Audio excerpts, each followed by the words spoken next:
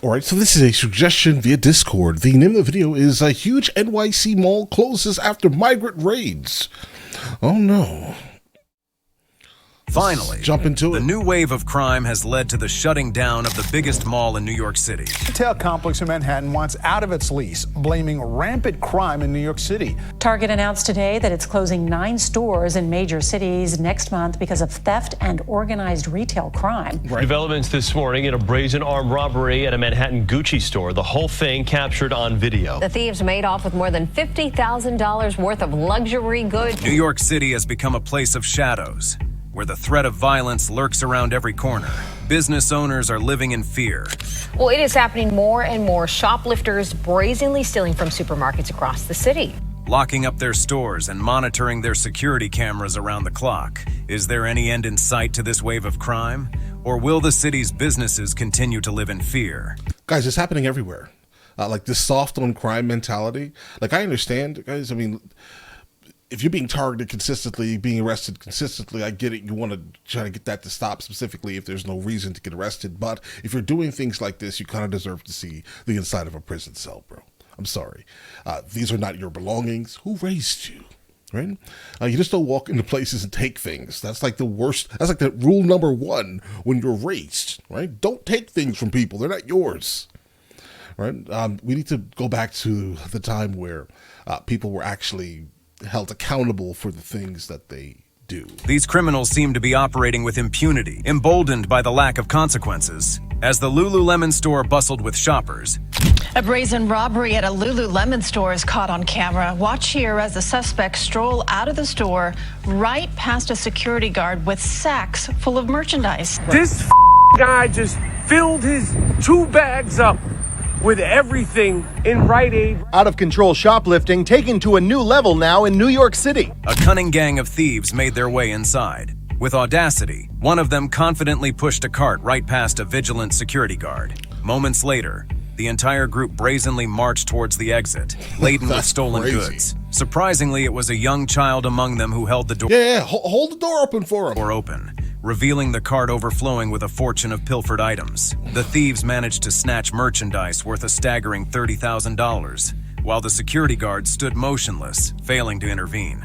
The guard remained stationary not out of choice, but due to company policy prohibiting interaction with shoplifters. These criminals often exhibit violent and brazen behavior. In many instances, employees who intervene end up getting injured or, in the worst-case scenario, killed. But the situation only gets worse. The retail industry is grappling with a growing problem of theft, causing a significant impact on shrinkage, the loss of inventory due to shoplifting, fraud, and various other factors. Last year, U.S. retailers suffered a staggering $95 billion in losses from shrinkage, marking a noticeable rise from the $91 billion reported in 2020. Unfortunately, this issue has only worsened over time, leading to the unfortunate closure of major retail stores. Guys, generally, like the commercial insurance that they do have is actually making sure that they're getting at least their money back, right? But here's the thing. I would personally make it so a lot of these like brick and mortar locations are just no longer accessible to people, just to be honest. I would be like, listen, buy it online and then you can come into my store. I'm sorry. I think we need to get to that point, specifically in like a lot of these larger cities. All 6 suspects involved in a smash and grab robbery at a jewelry store in Tustin have been arrested. This happened back in April. This happened at a jewelry store in the 2800 block of Park Avenue. Thieves boldly stormed into the jewelry store armed with bags and hammers. 2 crew members brandished pistols, while the remaining 4 wielded tire irons and hammers to shatter the glass. Surveillance footage captured them smashing the display case and making off with $87,000 worth of jewelry. As soon as the police arrived, the suspects made a run for it in a white SUV, leading to a high-speed chase. The pursuit continued into Westminster, where the driver crashed into a fire hydrant and tried to escape on foot. 6 of them were caught, and the authorities have pressed serious charges against all 6 individuals, accusing them of committing armed robbery and assault with a deadly weapon. Yeah, guys, no doubt there are bolos out for them, without a doubt, but I don't really see any faces. 2 others are still on the run. Things haven't gotten better. These thieves have become more brazen in their approach, The next store was burgled by a set of thieves who smashed the protective glass with their vehicle before looting it. Robert did thousands of dollars in damage, stole thousands of dollars worth of merchandise, and as CBS 2's Tara Molina reports, it is the third hit in less than a month. Using several SUVs and a chain to pull one of the concrete barriers here to protect the store into the street, pulling on the sidewalk to crash through the front of the store and security fencing. SVRN, a streetwear store that prides itself on promoting intersectionality through fashion, art, and culture, found itself in a dire situation. Located on the ground floor of the luxurious Aberdeen East apartment building, SVRN had become a target for burglaries. Despite their efforts to protect their store with barriers, gates, and hidden inventory, the thieves were relentless. In the early hours of a Tuesday morning, a well-prepared crew used SUVs and a chain to forcefully remove one of the concrete barriers guarding the store. They then crashed a vehicle through the front, causing extensive damage and making off with a staggering $50,000 to $100,000 worth of merchandise. The two brothers who owned SVRN were left disheartened, realizing that their best efforts were no match for the determined criminals. The Kim brothers have expressed their frustration, saying they don't think they can continue business if things are like this. Bro, don't continue business. Well, how about this? I want you to continue business, but do it in a different fashion. Do not have a location where people can just walk in. Again, I'm going to reiterate this. I think it's extremely important going forward. Like, bro, show me your ticket from online. Bro, how about this? Give me a barcode I can scan. I'll let you in. That's it. Right? Just to literally come and pick up from something from the back of the store, basically. You're not seeing none of the other merchandise. If you guys keep this up, there's going to be nothing left for you guys to shop at, like normal businesses. Frustrated and fed up small business owners. A look at their store and the surveillance video of the crash and grabbers that left it like this. Police have given some tips to store owners to help them safeguard their property. They are told to ensure doors are locked and windows are secure. They should promptly fix any broken windows, doors, or locks. They are to save a copy of any incident captured on video surveillance for detectives. If they fall victim to a crime, they should refrain from touching anything and contact the police right away. They should also maintain a record of motor vehicle information and dial 911 immediately to give a thorough description of any suspicious individuals, along with details of their vehicle and license plate. But what can one do when they are robbed in broad daylight? Smash and grab robbery reported at a jewelry store inside a mall in Puente Hills. Now take a look at this. This is video inside the mall of suspects dressed in black running from the scene. This robbery took place at Daniel's Jewelers at around 4:30 p.m. A video of the burglary was shared on TikTok, showing three men wearing black hoodie sweatshirts. They smashed the glass displays of the jewelry store and took several items from the damaged cases. The person who recorded the video works at a business in the mall. They mentioned that there have been multiple burglaries at the mall in the past few months. Surprisingly, the mall only has one security guard on site. But this is not the first time a thing like this is happening in Daniel's stores. Last year, 4 males wearing hooded sweatshirts and face masks entered the store and sprayed an employee with pepper spray. These robbers then proceeded to smash several display cases using hammers and collected jewelry, which they loaded into a trash can. Afterward, they quickly fled to a getaway vehicle that was conveniently parked nearby. Employees said that the thieves made out with jewelry worth $100,000. And depending on where that is, that may actually still, in fact, be a misdemeanor. You never know. Approximately 10 minutes following the smash and grab incident, a Corona police officer spotted a vehicle that matched the suspect's description on the westbound 91 freeway near Main Street. The officer tried to pull over the vehicle for further investigation, but it sped away.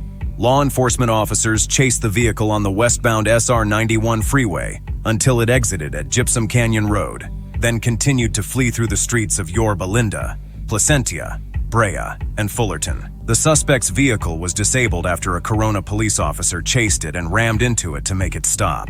5 suspects fled from the vehicle, with one adult suspect being apprehended immediately. Jewelry was found in the suspect vehicle's trash can. A juvenile suspect was discovered hiding in a dumpster at a nearby apartment complex by the officers. To put a stop to these thefts, business owners have called on the government to take action to put an end to the crime that is eating deep into the fabric of New York businesses. In response to this, Governor Kathy Hochul swung into action. More on the $45 million plan that the governor hopes will make store owners and shoppers safer. On notice.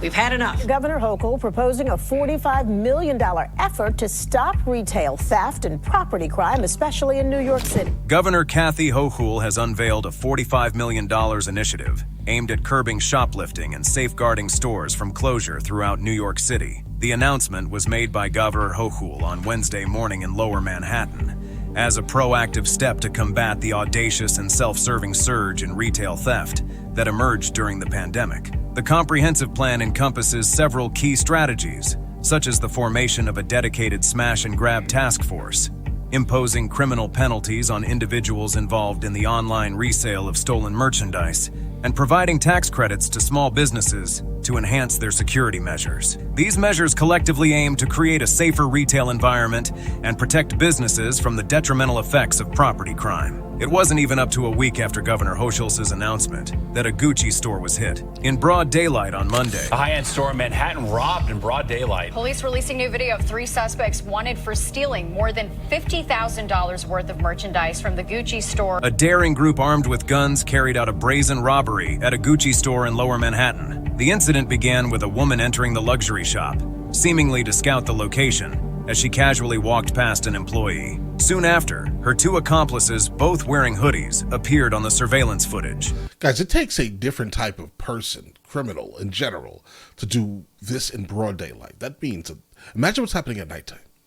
They don't care at all. One of them brandished his gun, ordering everyone to lie down. Meanwhile, the other thief hastily grabbed whatever he could, struggling to hold on to the 5 bags and pieces of luggage he was stealing. Simultaneously, the second accomplice swiftly stuffed items into a large laundry bag. The entire crime unfolded within a matter of minutes, resulting in the perpetrators making off with approximately $50,000 worth of merchandise. Following their swift operation, they swiftly escaped in a Honda CR-V, speeding westbound on 14th Street. Thieves can be seen taking the stolen goods to a vehicle that police say was waiting nearby. Authorities have highlighted each suspect in this video, which shows them with merchandise in hand as New Yorkers and tourists pass right by. In the wake of these events, individuals have decided to take it upon themselves to protect their merchandise from these thieves if they want to stay in business. A group of smash-and-grab robbers stopped by a jewelry store worker with a gun. Shocking new surveillance video showing the robbers running as soon as the worker fires right at them,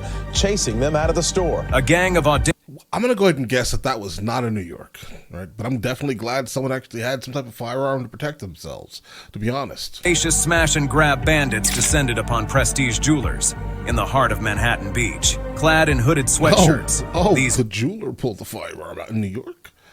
That's interesting. Nefarious individuals brandished hammers, shattering the delicate jewelry showcases with reckless abandon. However, their malevolent intentions were met with an unexpected twist of fate. A courageous employee, fueled by a surge of adrenaline, unleashed a hail of bullets from a firearm, forcing the criminals to run. Regrettably, this was not the first time that prestige jewelers had fallen victim to the clutches of these smash-and-grab thieves. Right. Take all of that out of your stories, bro. I'm sorry. I'm going to keep saying the same thing here. I'm not sure we should have brick and mortar locations, like specifically so you could walk into. Like imagine a Best Buy where all they had when you walked inside was a desk. Okay. And then once it was nighttime and everything shut down, everything was just completely locked behind like vault-like safes in every single location across the country. And every store was like that. Would it be terrible for us all? Yeah, but it'll stop this. In August 2014, a similar gang of hooded miscreants, armed with hammers, had plundered the store's treasures. On that fateful day, they made off with a staggering fortune of Rolex watches and diamonds, valued at a princely sum of $250,000. Regrettably, most giant malls are closing their businesses because of the increase in theft and crime.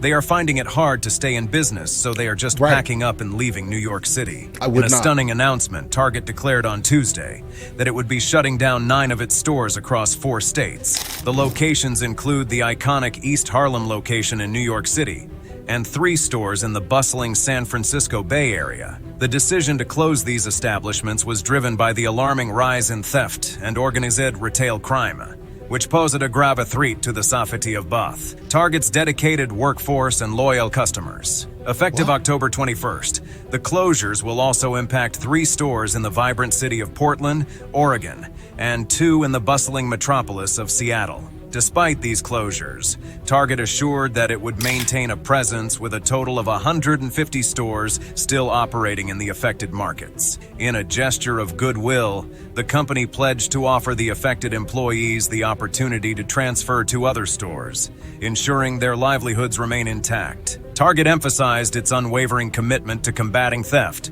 having invested significantly in various strategies to prevent such criminal activities. These measures included bolstering security personnel, enlisting the assistance of third-party guard services, and implementing cutting-edge theft deterrent tools, such as the secure locking of merchandise. Furthermore, store leaders and security team members have undergone rigorous training to safeguard themselves and defuse any potential safety concerns. However, Target candidly acknowledged that it continues to grapple with fundamental challenges in its quest to operate its stores safely. Another major mall is closing down its business. The Grand City Mall, bustling with numerous stores, is now on the brink of closure as the relentless theft epidemic in America mercilessly ravages businesses in the mall. Stunning decision to walk away comes as the city struggles with homelessness, an open-air drug market, and the perception of crime. Tonight, the Westfield San Francisco Center is pulling the plug on its famed downtown mall. In a bold move, retail operator Westfield has declared its intention to terminate its lease and sever all ties with the Fulton Center in Lower Manhattan. This decision, outlined in a solemn legal filing, speaks volumes about the dire circumstances. Like, bro, what do you expect? Westfield lamented that it's shutting down because no business is willing to establish and run a store in a place where their diligent employees and loyal customers are subjected to the constant horrors of theft, property destruction, what do you expect? Physical injuries, and menacing threats. Bro, the thing is, all right, it is not okay to expect the company to sit here and stay here specifically when you know that all they're going to experience is absolute debauchery. Like, who would want to run a business in a city where the criminals are not punished? Why would you do that? I wouldn't do that. If I specifically ran a business in a gigantic city, I would not. It's time to leave. Leave immediately. All right. So, guys, the name of the channel this video came from is NYC Uncovered, guys. All right. And if you guys want to see any more of this type of content, go ahead and check them out, guys. All right. I'll catch you guys later. Guys, before we go, are you guys subscribed to the other channels? Logical Movie Reviews with Mr. L. Boyd, along with Mr. L. Boyd Music. Both are found in the description. Check it out.